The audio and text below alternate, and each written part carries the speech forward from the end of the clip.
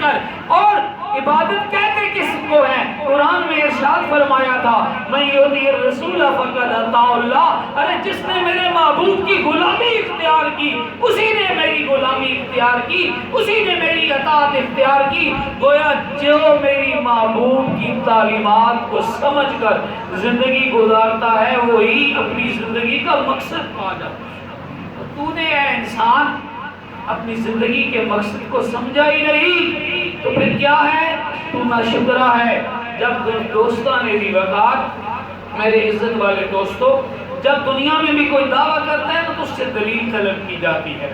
مالک ارض و سماوات نے بھی یہ دعویٰ ارشاد فرمایا کہ اے میری عظیم مخلوق تو میرا ناشکرا ہے.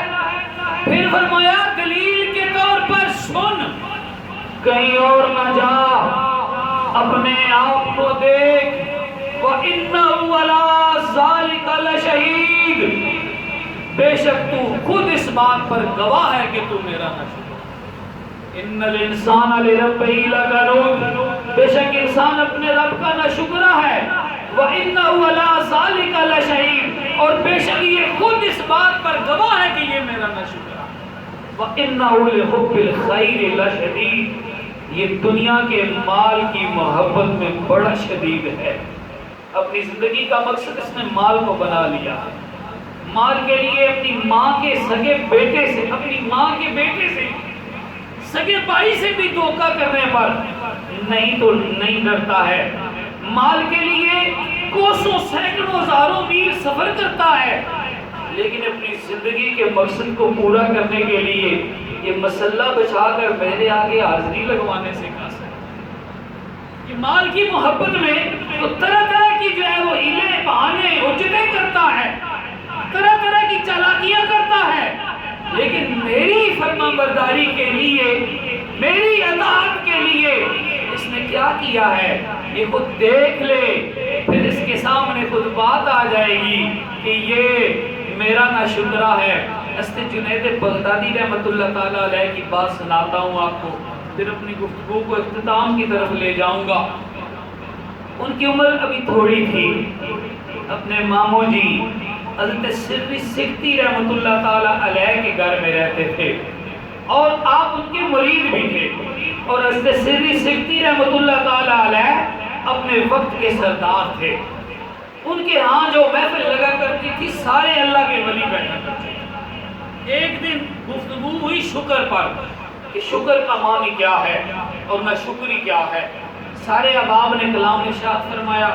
جب سارے بزرگ بول اٹھے نا, بول کر فارغ ہو گئے, تو جناب حضرت خواجہ سری سکھتی رحمۃ اللہ تعالیٰ علیہ نے ارشاد فرمایا کہ یار صاحب نے بات کر دی ہے, آؤ میرے چھوٹے بھانجے سے بھی سن لیتے ہیں کہ شکر کا معنی کیا ہے.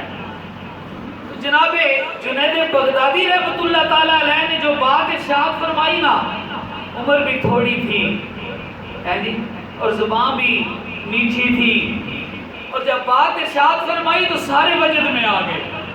انہوں نے معنی یہ بتایا کہ شکر یہ ہے کہ اللہ کریم نے جو نعمت عطا فرمائی ہے, جو منہم حقیقی ہے.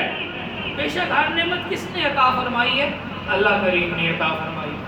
جو نعمت عطا فرمائی ہے ہر نعمت کو, چاہے آنکھ ہو, زبان ہو, دل ہو, دماغ ہو, مال و دولت ہو, عہدہ و رتبہ ہو, طور و ٹپا ہو, اختیار ہو, مسند ہو, عزت ہو, حشمت ہو, جاہ ہو, جو کچھ بھی ہو, اس کی دی ہوئی نعمتیں ہیں, اللہ کی دی ہوئی نعمتیں ہیں, اللہ کریم کی دی ہوئی نعمتیں ہیں. حضرت جنید بغدادی فرماتے ہیں ہر نعمت کو اللہ کی فرما برداری میں استعمال کرے, اللہ کی نافرمانی میں استعمال نہ کرے.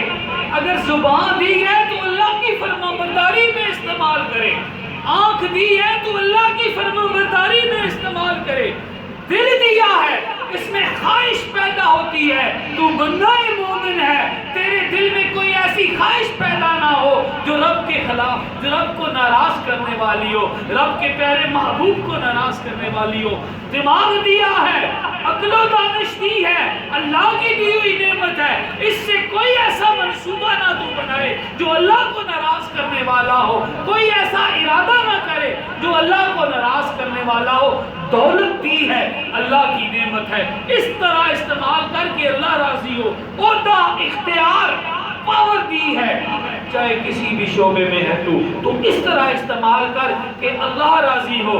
جب اللہ راضی ہوگا تو شکر گزار کہلائے گا، اور تو اللہ کی نافرمانی میں اسی دولت کو استعمال کرے گا، اللہ کی نافرمانی میں اسی اختیار کو استعمال کرے گا، اللہ کی نافرمانی میں اسی سٹیٹس کو اختیار کرے گا، اللہ استعمال کرے گا، اللہ کی نافرمانی میں اپنے حسن و جمال کو استعمال کرے گا، اللہ کی نافرمانی میں اللہ کی نعمت کو جب تو استعمال کرے گا تو سن پھر تو اپنے رب کا بڑا ناشکرا ہے۔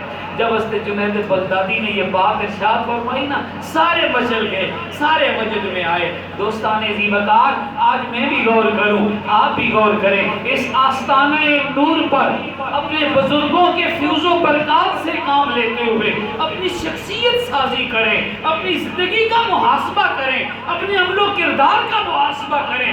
آؤ دوستو، ہم دیکھیں کہیں ہم اپنے رب کے ناشکرے تو نہیں ہیں، کہیں رب کی دی ہوئی نعمتوں کو، ارے رب کے انکار کرنے میں، رب کے گناہگار ہونے میں، رب کے احکامات کے پرخچے اڑانے میں، نوع انسانی کو تنگ کرنے کے لیے تو استعمال کرتے ہیں۔